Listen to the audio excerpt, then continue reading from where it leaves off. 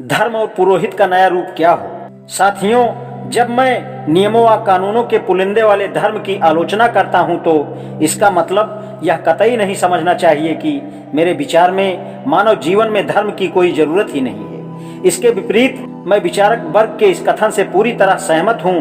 वह कहते हैं, सच्चा धर्म समाज की नींव है, जिस पर सच्ची सामाजिक सत्ताएं टिकी हुई हैं और जिसे समाज की स्वीकृति है। इसलिए जब मैं इस बात पर जोर देता हूं कि जीवन के पुराने रूढ़िगत नियमों के धर्म को नष्ट कर दिया जाए तो उस समय मैं इसके लिए तीव्र उत्सुक रहता हूं कि नियमों के धर्म स्थान पर सिद्धांतों का धर्म स्थापित हो जाए। ऐसा और सिर्फ ऐसा धर्म ही सच्चा धर्म होने का दावा कर सकता है। मैं इस बात से पूरी तरह से सहमत हूं कि धर्म मनुष्य के लिए बहुत जरूरी है। इसलिए मैं आपको कहना चाहता हूं कि धर्म में सुधार को मैं एक बहुत जरूरी कार्य या पक्ष मानता हूं। मेरे विचार में धर्म में सुधार की मुख्य बातें इस प्रकार होनी चाहिए।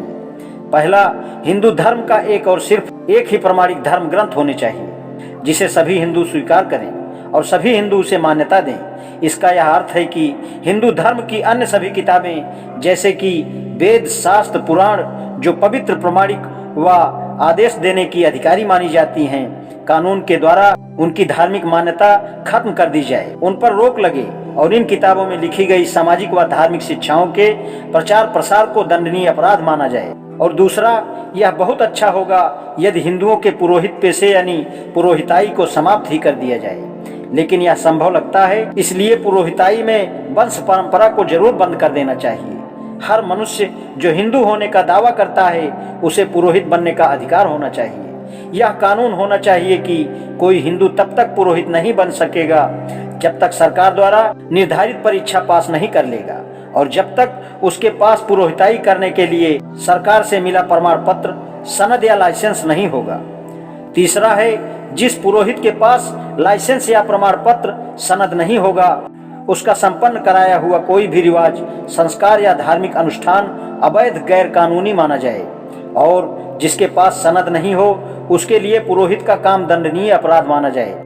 चौथा है, पुरोहित सरकार का कर्मचारी होना चाहिए। सामान्य नागरिकों की तरह देश के नागरिक कानून के अधीन होने के साथ राज्य सेवकों की तरह वे अपने आचरण, विश्वास और पूजा के मामले में सरकार के अनुशासन के अधीन होने चाहिए। पांचवा है, इंडियन सिविल सर्विस अफसरों की तरह पुरोहितों की संख्या भी सरकार द्वारा जरूरत के अनुसार तय कर सीमित होनी चाहिए।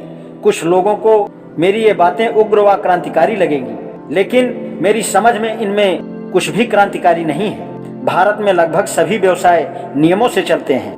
डॉक्टर्स, इंजीनियर्स व एडवोकेट्स को अपना प्रोफेशन शुरू करने से पहले डिग्री प्राप्त करनी पड़ती है, तभी उनको व्यवसाय शुरू करने की इजाजत दी जाती है। इन लोगों को अपने पूरे करियर में देश के न केवल नागरिक व आपराधिक कानून को मानने के लिए पाबंद रहना पड़ता है, बल्कि अपने अपने प्रोफेशन के विशेष नियमों व नैतिकता के अनुशासन का भी पालन करना पड़ता है।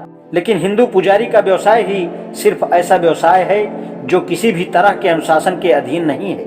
यही एकमात्र प्रोफेशन है जो किसी कानून के अधीन नहीं है और कोई पाबंदी नहीं है। इसमें व्यवसायिक अनुशासन व दक्षता की कोई जरूरत नहीं होती है। मानसिक रूप से एक पुजारी बेवकूफ भी हो सकता है। शारीरिक रूप से कोई पुरोहित पुजारी घृणित बीमारी, सिफिलिस या गोनोरिया का रोगी हो सकता है। नैतिक रूप से वह भ्रष्ट चरित्र वाला या दिवालिया हो सकता है। लेकिन इन सब के बावजूद हिंदुओं के धार्मिक संस्कार संपन्न कराने के साथ साथ पवित्र देव स्थानों के गर्भगृह तक देवताओं की पूजा करने के लिए पूरी तरह योग्य माना जाता है। हिंदुओं में यह सब इसलिए संभव है क्योंकि पुरोहित के लिए पुरोहित जाति में पैदा होना काफी है। इस प्रकार यह पूरी व्यवस्था ही घृणा के लायक है और यही कारण है कि हिंदुओं का पुरोहित वर्ग न किसी कानून की बंदिश में है और न वह किसी नैतिक अनुशासन के अधीन बंधा हुआ है।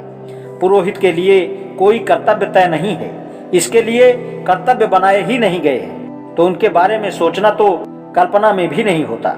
यह तो सिर्फ और सिर्फ अधिकार व सुविधाओं के बारे में जानता है। यह एक ऐसा परजीवी कीड़ा है जिसे देवताओं ने समाज के मानसिक व नैतिक शोषण के लिए खुला छोड़ दिया है।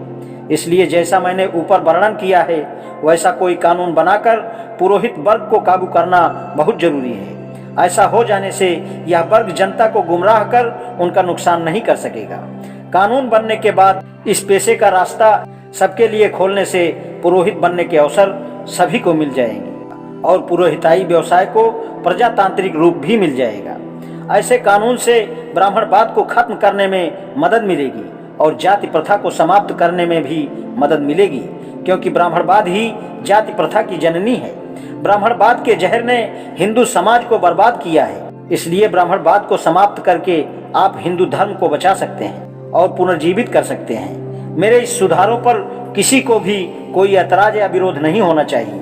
यहाँ तक कि आर्य समाजियों को भी इसका स्वागत करना चाहिए, क्योंकि ये उनके द्वारा अपनाए गए सिद्धांत गुणकर्म के ही अनुरूप हैं, उसी का ही रूप हैं। चाहे आप इन सुधारों पर अमल करें या ना करें, लेकिन आपको अपने धर्म को नया सैद्धांतिक आधार तो जरूर देना पड़ेगा, जो स्वतंत्रता, समानता और भाईचारे के अनुरूप है, अर्थात वह आधार जनतांत्रिक हो। मैं इस विषय का आधिकारिक ज्ञाता तो नहीं हूँ, लेकिन मेरी जानकारी के आधार पर यह बता सकता हूँ कि इस आधार को बनाने के लिए आपको किसी विदेशी धर्म ग्रंथ की शरण में जाने की जरूरत नहीं होगी, बल्कि आपके अपने ही उपनिषदों में यह सिद्धांत मौजूद है।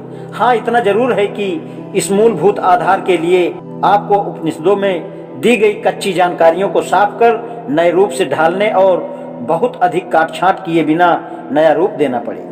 इसका अर्थ होगा जीवन की आधारभूत कल्पना में परिवर्तन। इसका अर्थ होगा जीवन के मूल्यों को पूरी तरह बदलना, और इसका अर्थ होगा मानव और वस्तुओं के व्यवहार और नजरिए में पूरी तरह से परिवर्तन। इसका अर्थ होगा धर्म परिवर्तन या रूपांतरण।